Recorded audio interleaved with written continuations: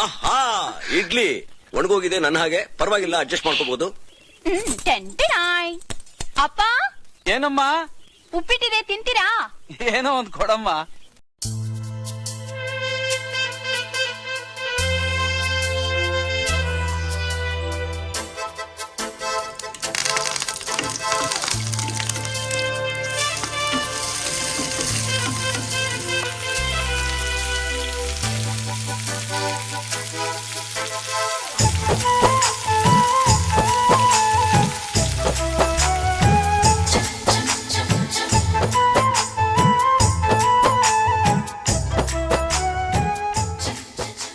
ಅದೇನೋ ಮಿಕ್ಕಿರೋ ಇಡ್ಲಿ ಎಲ್ಲ ಕಿವುಚ್ಬಿಟ್ಟು ಒಗ್ಗರಣೆ ಹಾಕಿ ಉಪ್ಪಿಟ್ಟು ಅಂತ ಕೊಟ್ಲು.